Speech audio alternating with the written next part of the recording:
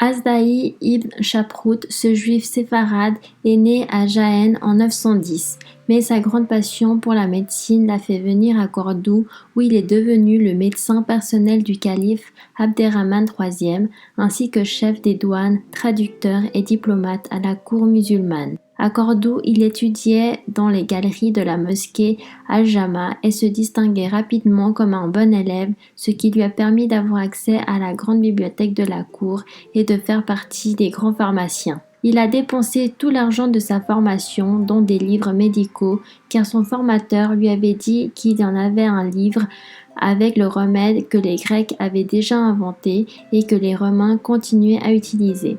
La thériaque, une sorte de pénicilline utilisée comme antidote contre les morsures d'animaux venimeux, est apparue un siècle avant Jésus-Christ. Le médecin de Néron l'a améliorée, portant à 61 les éléments qui la composent, et au IIe siècle après Jésus-Christ, il était déjà courant dans l'Empire romain. Mais la formule a été perdue et Azdahi a réussi à la retrouver.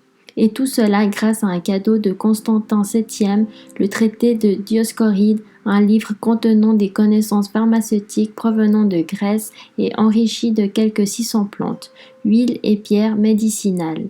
Il a également envoyé un moine chrétien pour traduire du grec au latin et Azdahi du latin à l'arabe.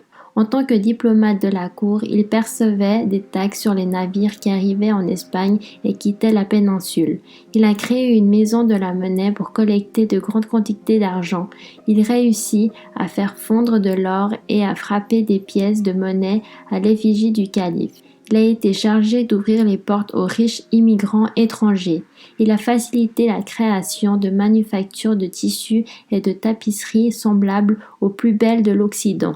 Et tout cela dans un seul but, récolter des fonds pour construire Médina Az-Zahra, un objectif tant désiré par le calife Abderrahmane III. Bien qu'il ait eu une situation privilégiée à la cour, il n'a jamais oublié ses origines juives. Il a toujours aidé son peuple et pas seulement à Al-Andalouse, également auprès des écoles talmudiques de Kairouan et de Constantinople. Il a été le fondateur de l'école de philosophie hébraïque de Cordoue en tant qu'institution officielle.